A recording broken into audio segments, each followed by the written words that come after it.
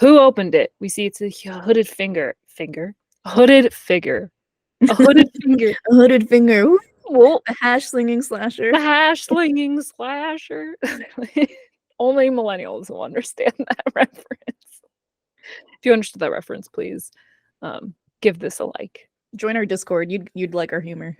Yeah, lots of SpongeBob humor in the Discord.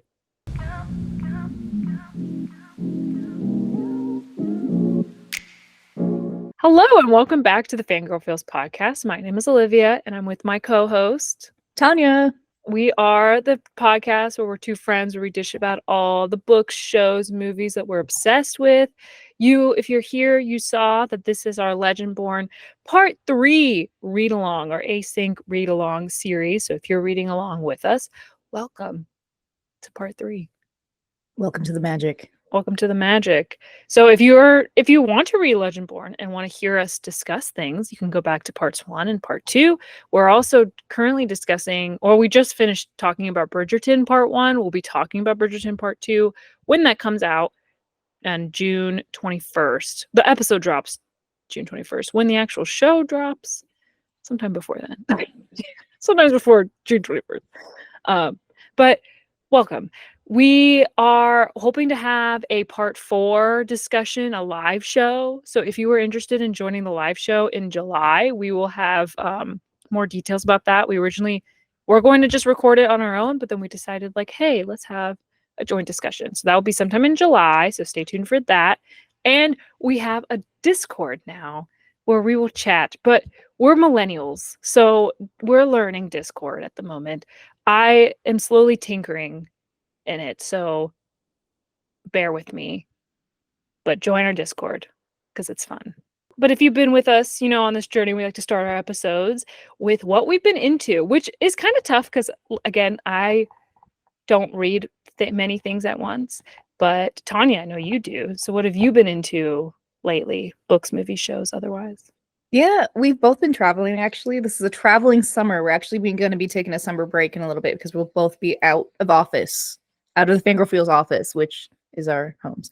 But this past weekend was a lot of traveling for me. Went to 2 different cities in the span of like 48 hours, pretty much.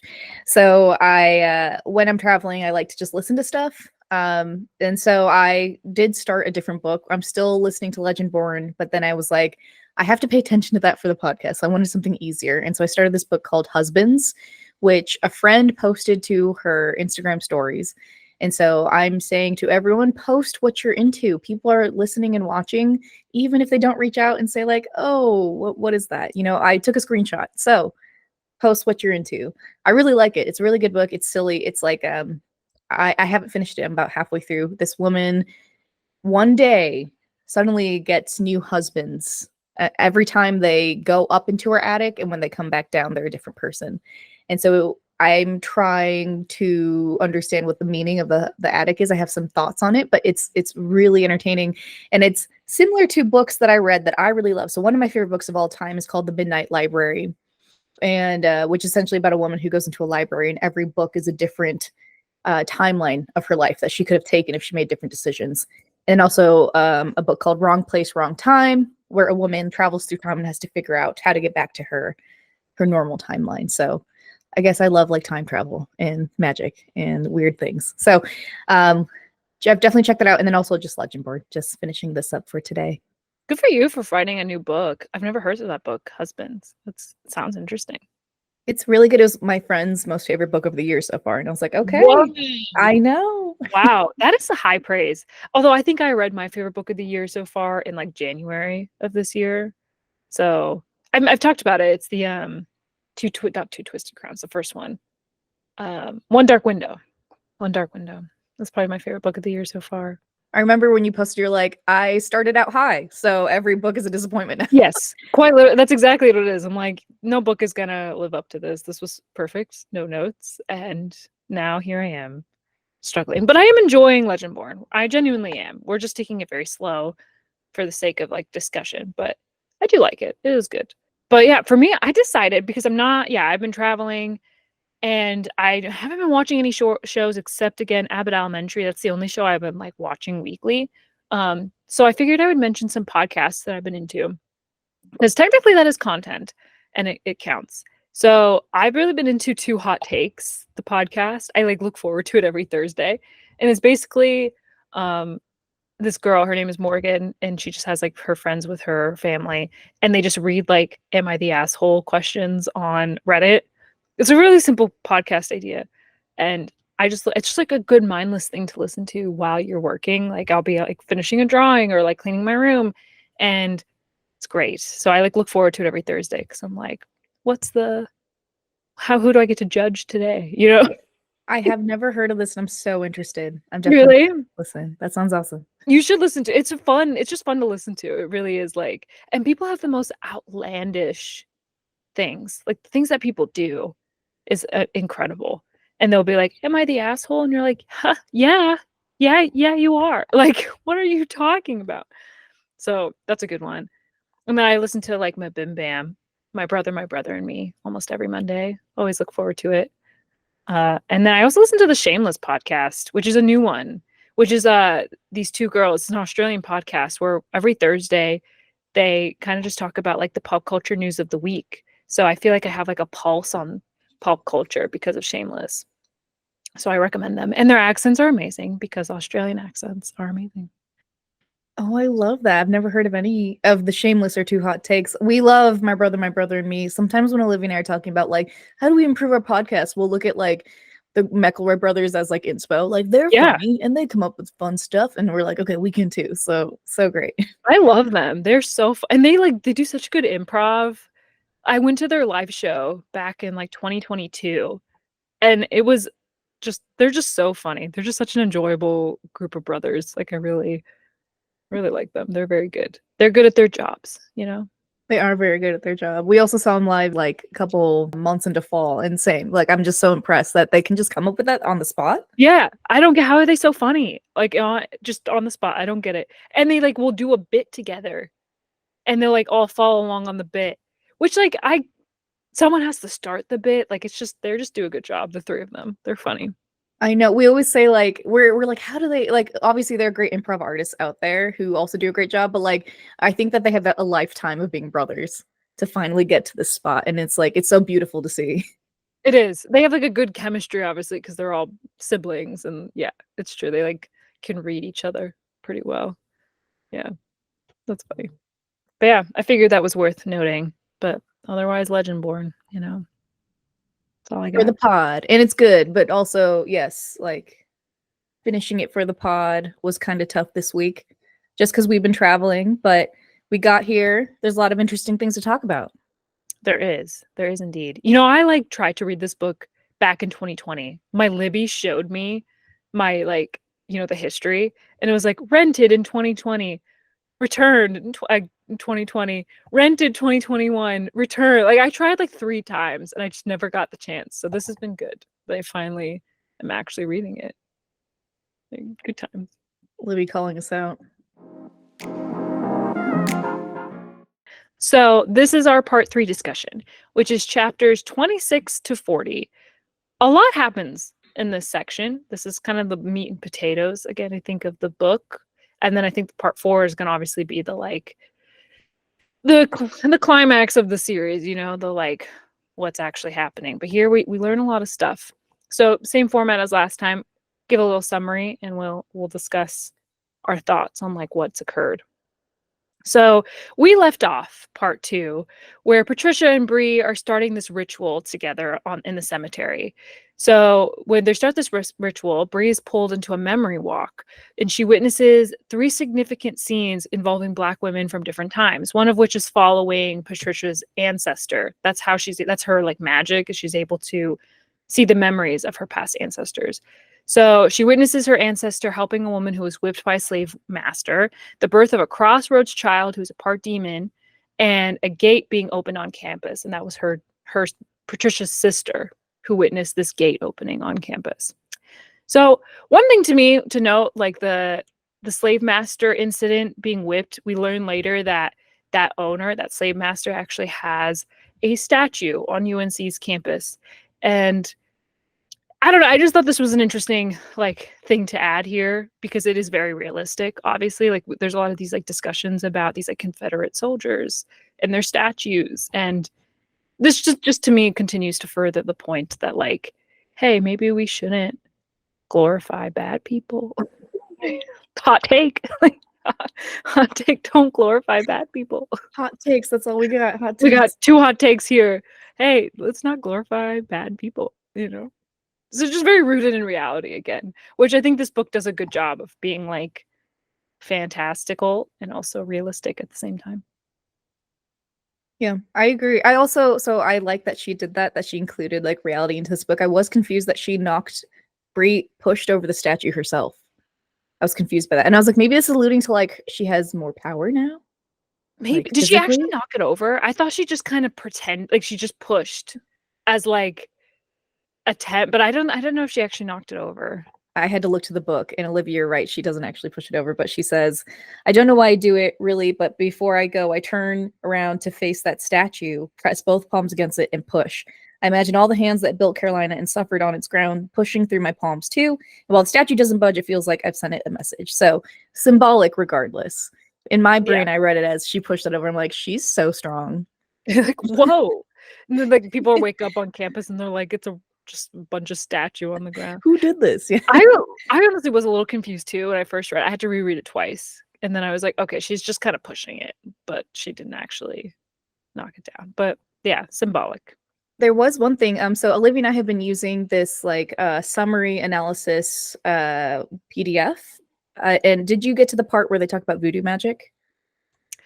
No, I don't remember. What did they say? So you just mentioned that there's a crossroads man that Deonn brings up in this series, and that's reference to actual mythology, folklore. It's specifically in the Black cultures in Haitian cultures, so it relates to voodoo. And in the summary that we read, it says that Deonn references a crossroads man, which alludes to the most famous crossroads man, Papa Legba. This trickster is not always considered wholly evil, as Patricia's answers regard him. He appears in many Black cultures, from the Yoruban Orisha Alegba to the most powerful Haitian voodoo Ginen. In Legendborn, the crossroads man is considered a demon. So I love that she included that in the story. Interesting. Yeah, I did not know that. I've heard of this like this concept before, but I never thought about its like history at all. So that's interesting. Yeah. Okay. We learn also that Mary, one of these women that we see healing the woman that got like whipped by her slave owner, that she's trying to heal her with her like root magic powers, but it's very limited. She's not able to like heal her entirely. But we know that William, who's in the lodge, is able to like heal without question. So I think this plays into this idea that we know that root crafters borrow from the like magic, they don't take, whereas the blood crafters or whatever they're called, the order, is able to, they just take. But so it's interesting. Do we think that there's like what's the give and take here? I'm just curious. Like, what is William doing wrong then? You know, like what is he doing? Yeah, like where is he taking from? Because we're shown in those memories Yeah. that Bree goes on that the healer she takes from the flowers, or like there's like crumpled up flowers, so she can't finish healing. So it's like where is he grabbing from? Could it Yeah. be the people that he's healing? Who knows? Oh, I didn't even think about that. Oh my God. But you're right. Yeah, that's a good point. Like we see where it's coming from in the memory, but like he's just like, and Bree gets hurt like every 20 seconds. So Every 20 seconds, something's quite broken. literally. I got confused with how many times she's been like lifted and passed out and taken somewhere. Yeah, like truly she's getting healed left and right. So it's like, where is this coming from? Like, where are you healing from? Very concerned. Very concerned. And then lastly, who opened the gate? That's going to be our our question for a lot of this, because we see a gate being the like gate in the Hellhounds coming out, being open on campus. Who opened it? We see it's a hooded a hooded figure, a hooded finger. A hooded finger. Ooh, Well, a hash slinging slasher. the hash slinging slasher. Only millennials will understand that reference. If you understood that reference, please give this a like. Join our Discord. You'd like our humor. Yeah, lots of SpongeBob humor in the Discord. But anyway, moving along. So Bree rushes to the lodge to inform Nick about the gate, like this memory of the gate being opened, but finds William instead, who reveals that all Merlins are part demon, meaning Cell is also part demon in Shadowborn, or also known as a Cambion. His Merlin dad is a Gorucal incubus. They throw a lot of words out that, again, I just kind of smile and nod. But mostly we just need to know all Merlins are part Shadowborn. Cell bursts into the room and Bree calls him a crossroads child. They have a little, altercation. But William steps in between them and convincing Cell he will break his oath if he hurts William to get to Bree. So they, the fight ends. My question is here, did you suspect this, Tanya, at all? Did you have any suspicion of Cell at all? Honestly, didn't. No, this is surprising me. How about you? Same. I like the eyes were weird, like when they described them yellow, but like I didn't think twice about it, to be honest. Yeah, that keeps coming up. The like golden eyes. But yeah, interesting that connects to this. Yeah, very Twilight, the golden eyes. Which Right. there's a Twilight reference later, like in the book. I was like, this is slightly cheesy, but whatever. We're here for it. Yeah, I was like, oh my god, it's like hang on tight, spider monkey, basically. Like, wow, I'm reading Twilight again. I love it. Take me back. Take me back to like my childhood. Oh my gosh.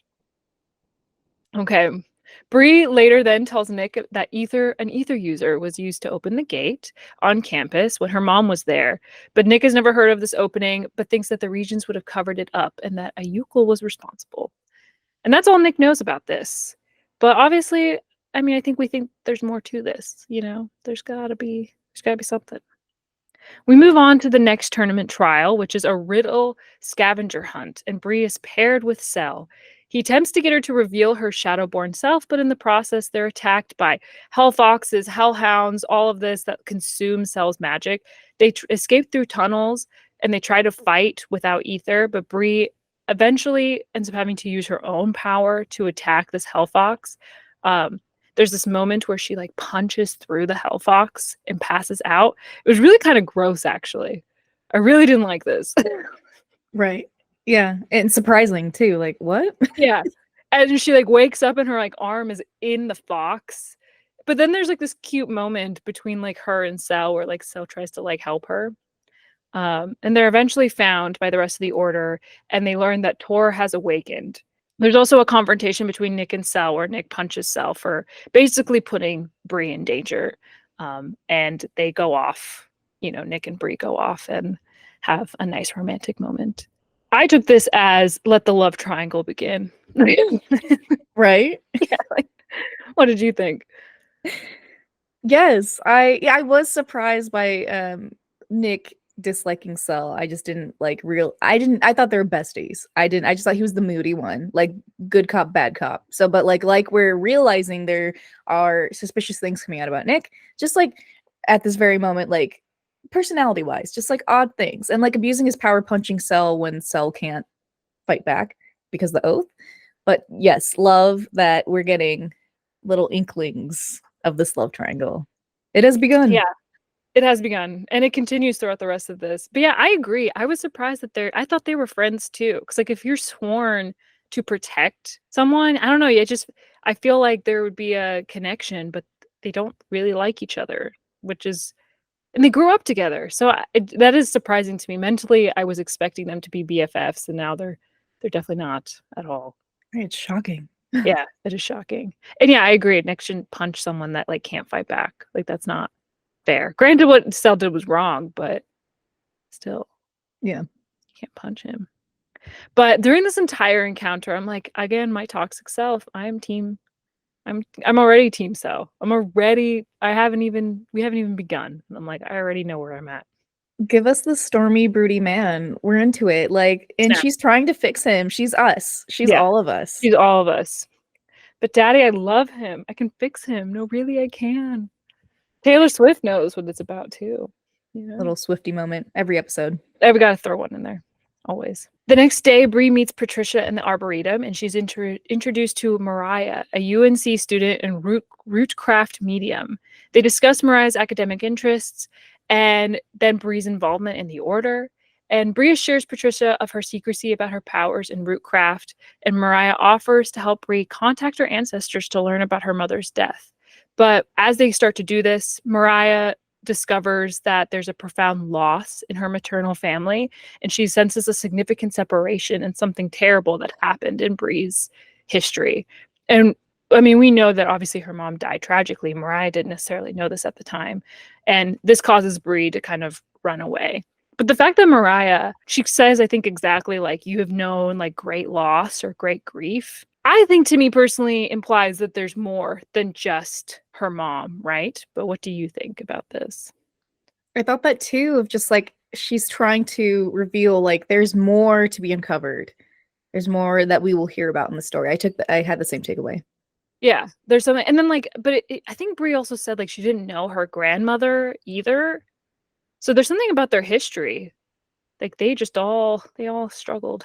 Yeah, they all struggle Like for word, I don't know. for real generations of struggle. And like, yeah, this idea of lineage just keeps coming up. Lineage, the Arthurian lineage, and then her own lineage, which it's like we know the Arthurian lineage now. They had a whole map describing it, a whole couple chapters talking about it, but we don't know Breeze, and we can all expect that's going to come up at some point. Yeah, we expect that to be pretty significant, I think, at this point. Like something serious.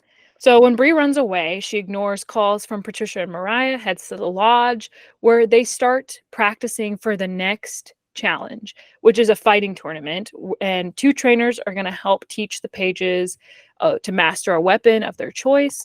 Bree is kind of at a disadvantage here because she's never learned to fight ever, whereas all the pages know how to fight. So she starts to learn, techniques from these 2 trainers, one of them named Gillian, and she's obviously not very good. Patricia visits her dorm later, and she diagnoses Bree with traumatic grief and suggests a referral to another therapist. And she ends their sessions saying she's unable to support Bree's association with the Order. Very sad. During training, Bree continues to perform poorly in combat trials, but she continues to persevere. But during all of this, Nick is conveniently away. Nick is like nowhere to be found during all of this. Like she's starting to train, she's dealing with Patricia, and she tries to call Nick, text Nick, and we're made to be clear that Nick is like very clearly absent, which I find very interesting. Red flag. Red flag. Yeah, I agree. Like he's just completely not there. She continues to struggle with training and continues to get injured and requires frequent healing again from William. But in one of her training sessions, Sel offers to train her, citing that he hates bullies. And they end up reaching a tenuous understanding, and he trains her on not how to win, but how to not lose badly, which I think is realistic. And we just get more bonding moments between Sel and Bree. Again, Team Sel over here.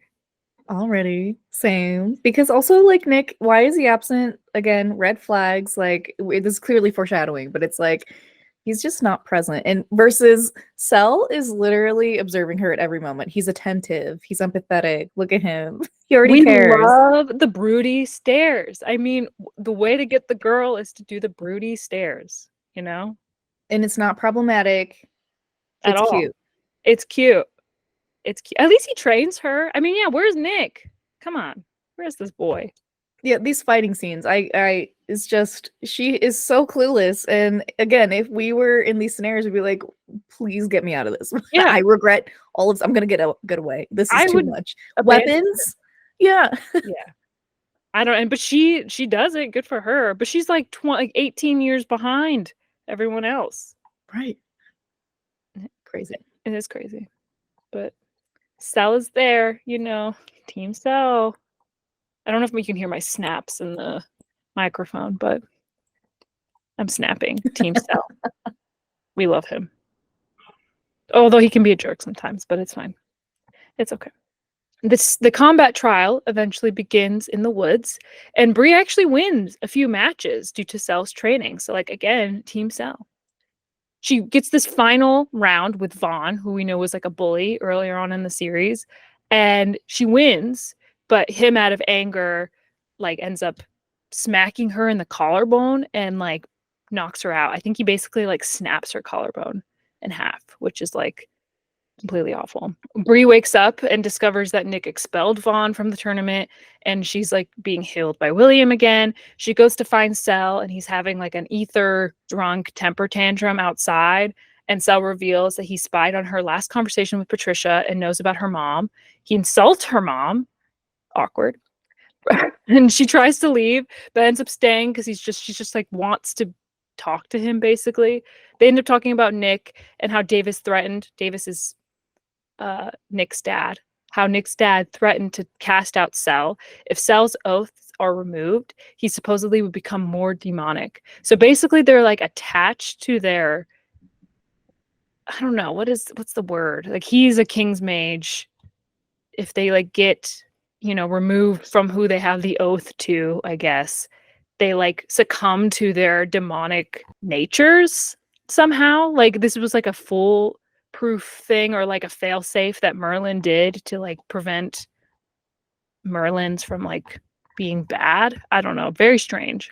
Yeah, I had to reread this part several times of just like what that means. I think that's exactly what it is, and it's just like because they're half demon, so they constantly have an internal conflict of being too much of a demon or too much of a human, and so. But yeah, I was confused by this whole actual conversation because I was also distracted by Cell's description of his body. By the way, this whole time he's shirtless. Everyone, that's all we're paying attention to, and so is Bree. She's not paying attention. She's like, "What'd you say?" Yeah, like I don't know. I think she does say like, "Put your shirt back on" or something. We're like, "Okay, we get it. You guys are gonna kiss at some point. I get it. Right? I get it. Do it now, maybe just a smooch, but no, we want the slow burn." It's fine. And he has like tattoos. He's again these tattoos. All the main leads, black hair, tattoos, and they always have the like wave that come down their arms. Always. This is a meme now. Yes, It kind of is. It's just like that is the description of the main male love interest. If you see a blonde, know that will never work. It can't. You cannot marry blondes. You cannot. Sarah J. Maas, she wrote the text. She wrote the literature that we all have to follow now. Okay, it's true. It is the romanticy Bible to some extent. Yeah, honestly, kind of is. She did that. Every writer has to take an oath, put their hand on a Court of Thorns and Roses. Yes. Like and that's the only way you can be a part of the romanticy writing crew. Yes. But again, I wouldn't describe this as a romanticy, but is it taking, the tropes? Absolutely it is. Which, like, I'm here for it. It's fine. You're allowed to do that. Bree goes to Cell's room later that night. After they have this fight, she goes back to her room. After, like, this is all, within a few hours of her injury. They have this fight, but she goes back to Cell's room and she tells him about the cop that mesmered her after her mom's accident and how she's searching for more information to learn about what happened to her mom. She also tells him about the Wall of Ages silver surface that had been scratched, like someone had replaced a Merlin's marble. So this description, Cell says that no one has ever had their oath removed, and him being threatened to have his oath removed is like the first time ever, because it would be the first time. But Bree says that she saw someone's Merlin name removed on the Wall of Ages. So this couldn't possibly be the first time. She thinks that a former King's Mage opened the gate on campus and was cast out for it. So that moment that we saw in that memory just earlier on in the chapters. Cell considers this, and after some discussion, he carries her out the window. This is the like Twilight moment, the spider monkey moment. And they go to Nick's childhood home because Nick, again, nowhere to be found. And they're like out at the airport somewhere. And they go to check out and see if they can get more info. This moment, I'll admit, there are some details that were like kind of confusing to me. So here, I kind of had to reread this a few times because I'm like, wait, I'm confused. What's happening? But I got it now, I think, after settling a little bit. I felt the same way. I had to like listen to it a number of times because I was like, she's revealing a lot of information pretty quickly, and I'm forgetting like what information she's already told someone, or who knows what she's already told Cell about like being able to block the mesmers. It's just I've been confused throughout these chapters a little bit, but Yeah, it took a while. I had to read the synopsis you sent over. Yeah. Yeah, I agree. I was like, wait, okay, so there was she saw that scratched out wall, King's Mage. And again, sometimes it's like the wording. I'm like, again, what's a King's Mage? What's a like it can get really confusing sometimes just to learn all the words. Yes, I'm curious, is there in the book, because I'm just using the Kindle book. I wonder, I haven't looked yet if there's like a glossary of terms. Is there? I haven't looked though, but maybe there is in the book. I'll check and see if there's a glossary of names of Yeah, words. because I too, I get stuck on a word. I'm like, what does that mean in reference to what? So Yeah, agreed. But at the end of the day, it's just that someone related to the order opened this gate. And that's all we need to know right now. Lastly, the end of this part.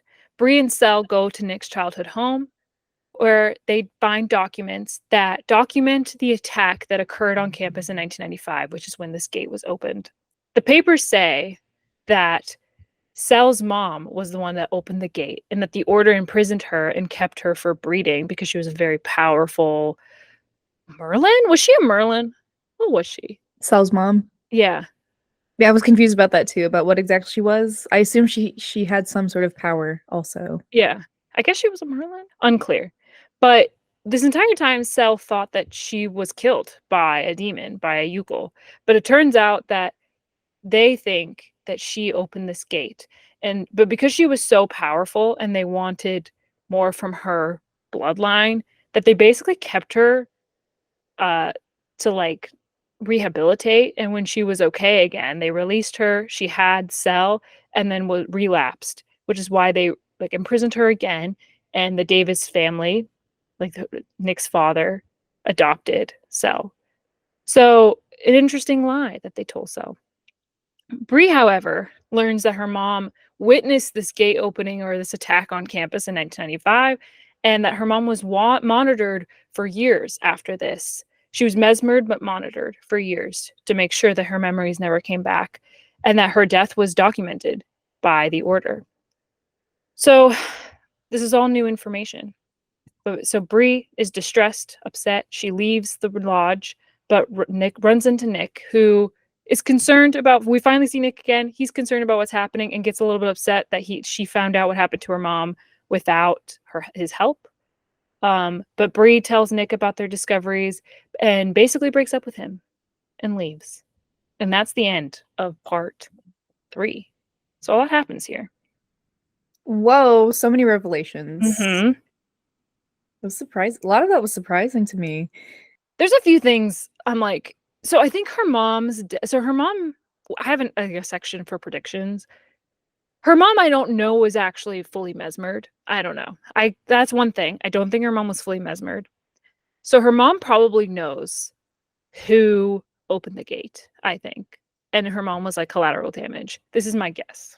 But I don't know. I will admit that I was expecting like more of a revelation here, like about her mom, like just to hear like, oh, her mom like saw this happen and then was like mesmered. I don't know. It felt a little anticlimactic to me to some extent. I was like, oh, I expected something else. So I wasn't fully sure why like Brie was so upset because I like couldn't follow. I was like, isn't this kind of like what we already know? I don't know. That was like my reaction to it. Yeah, I thought it was anticlimactic too, but I'm like, I could clearly tell this was a red herring. I was like, this is her mom. This can't be all that we know about the mom in that like situation with the cop, and like that it was just an accident. I don't believe that at all. So, but I agree. I expected more from this moment, and it happened kind of quickly. Yeah. There was a lot that was revealed about Sel's background, and immediately she learns about her background, and it's just like A lot now we're in happens. part 4. Yeah. Yeah. A lot happens all at once. Sel's background confuses me a little bit. Like that knowledge confuses me a little bit. Like so we think Sel's mom opened the gate, but I don't think that's true, if we're honest. But I don't know. I have no idea. Yeah. Yeah, I don't know. I want to know more about that part too. Yeah, they kind of like glossed over that, and then we moved on to Bree's history too. So I was like, wait, I want to learn more about that because like his whole life he's been lied to. Yeah. Like this is kind of the Truman Show. He's been living a lie, and I feel bad for him. Again, we're growing to like him more, and Yeah. I'm all about that. Then Nick, yeah. And I think that's kind of the point. Like they're bonding over lies they've been told, and then Nick is like piecing over here. But how much does Nick know? Who knows? We have no idea how much he knows or doesn't know. We could be being mean to him right now without, being fair. But he's blonde, so we can't But possibly. he's blonde. So and he's gone too much and without letting us know what he's doing. yeah, he was conveniently gone for like 5 chapters. Like, dude, if I'm supposed to be your fan of you, you would be here right now. And you're not. Exactly. Yeah, and you're not here. And Cell's here. Mr. Steal Your Girl. That's what he's doing. Mr. Steal Your Girl. Mr. Steal Your Girl. That used to be my favorite phrase, like in high school, like as a joke. Do you remember that song? Mm-hmm. Yeah. Funny. With Trey Songz, which, by the way, where did he go? Where's Trey Songz? We have no idea. Where did he go? Searching. By not where. Very handsome man, made amazing music. No one knows who he is now. No one knows. Good old times, the early 2000s, But yeah, those are our predictions. I mean, we're reaching the end. I'll probably finish this before our part 4 live show in July. I mean, we definitely should. But there's only a few chapters left. I mean, we're like, this is the end.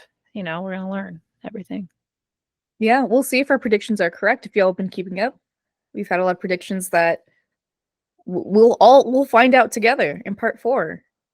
But yeah, it's been a ride. I also wanted to say that you have written here like Cell had a crush on Nick. I do like how the writer didn't make a big deal about like that he's bi. Like it's not like shocking like other books have done, It's just like, oh, I had a crush on him. Just there. Yeah, he doesn't even need to say it. Like that's great. Yeah. No, it's true. I agree.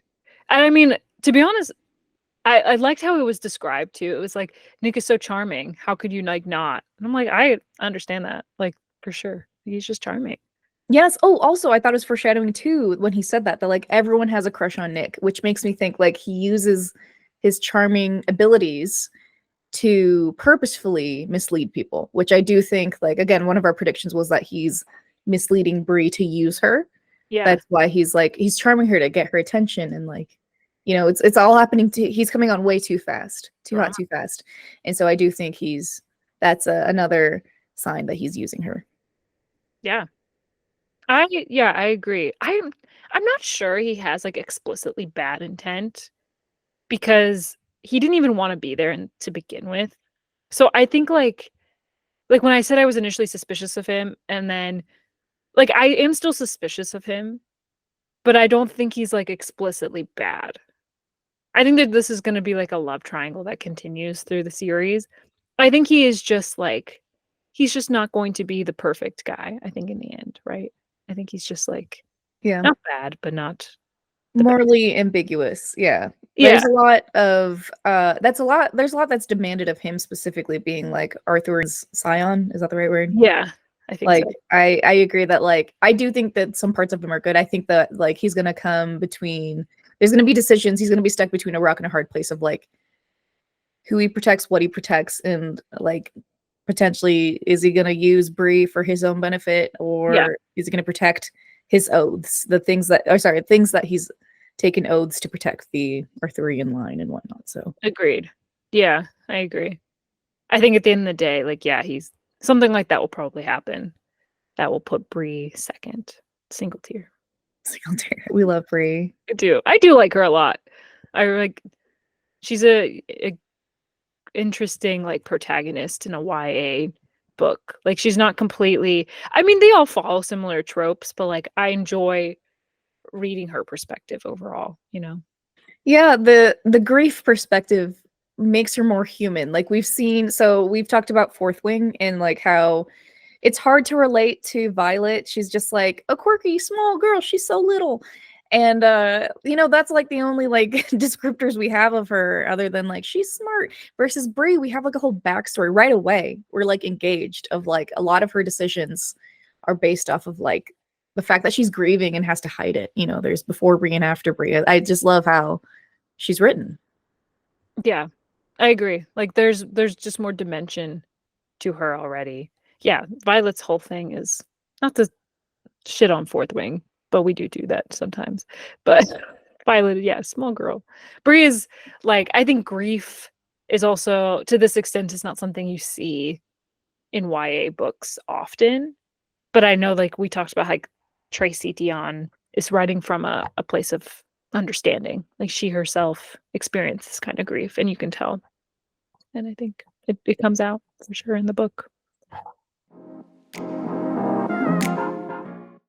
Thank you all so much for listening to our podcast. We really appreciate you being here. If you want to keep listening to our upcoming episodes, follow us on all streaming platforms. Most people listen to us on Spotify and Apple Podcasts, but we are also on other streaming platforms. We are fangirlfeelspod. That's also our username on TikTok, Instagram, YouTube. Go ahead and give us a follow, like, share. We'd appreciate it. And so our upcoming episode, we're taking some weeks off. And so we will be out for a while. We'll probably be posting older episodes just to fill up that time. But we will be back June 21st for our Bridgerton Part 2 episode. And then you can expect after that for our live viewing. We're going to be releasing the date. But in the meantime, please join our Discord. That's where we would like to talk with all of you about Legendborn. We'd like to include you in these decisions too. We want you to be there. So anything else? Like, follow, subscribe.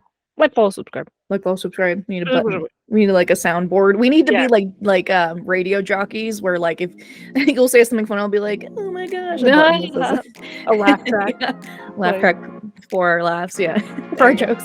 But yeah. That's what we deserve. Until next time. Bye. Bye. Bye. Bye.